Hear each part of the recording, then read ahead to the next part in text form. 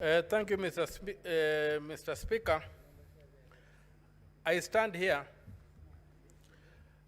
not to defend a good man. It's not important whether His Excellency the DP is a good man or a bad man. I stand here to defend the oath of office that I took to defend the Constitution of Kenya. And that includes giving the devil his due. When the people of Kenya, during public participation, were screaming Kufa Makanga, Kufa Ndereba, they were opposing selective prosecution. They said if Parliament has held people accountable, it should not be selective.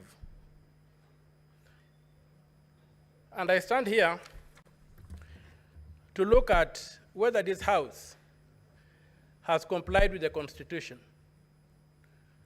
Article 150, Clause 2, on the removal of the Deputy President. The grounds for impeachment are set out in Article 145.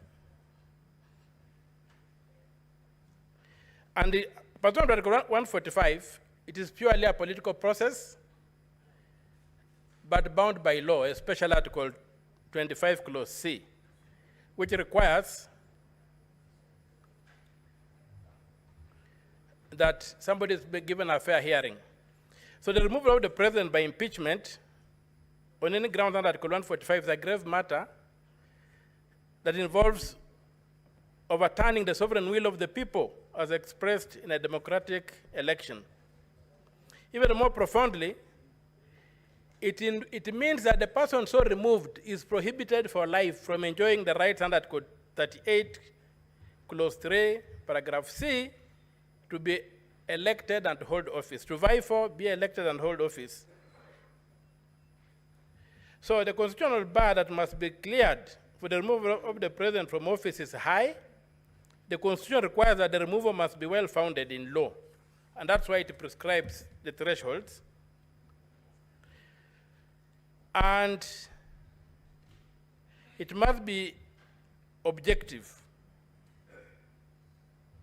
It is not a simple matter of numbers in the National Assembly and in the Senate. An impeachment is not a vote of no confidence. We must distinguish that. A vote of no confidence is a simple matter with no standards. It's just a political thing that you make, and somebody resigns from office, but he can come back and get to office again. This is an impeachment. So, Article 150, Clause 2, provides that to remove the Deputy President, the provisions of Article 144 and 145 relating to the removal of the President, the Deputy President, of the President shall apply with the necessary modifications to the removal of the Deputy President. The Constitution does not anticipate a situation whereby we apply Article 145 on the removal of the Deputy President without modifying it. The phrase is, shall apply with necessary modifications. What modifications has this House made, or the National Assembly made, or Parliament as a collective made to Article 145 before applying it to the Deputy President? Can we impeach the Deputy President using the standard for impeaching the President when we know very well that the President is immune to prosecution?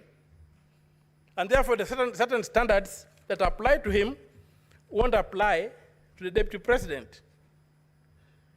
So given that the Deputy President has not enjoyed those immunities, how are we protecting him? How are we ensuring that this process is constitutional? It's my submission there's a total failure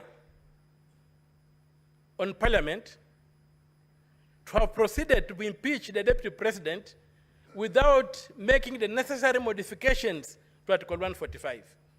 And you have seen the potholes we have fallen into. It's okay for the President because the President is immune from judicial processes. But is it okay that the Deputy President should be prosecuted using the same standard used for the President? And the drafters of the Constitution Senator Ali Roba.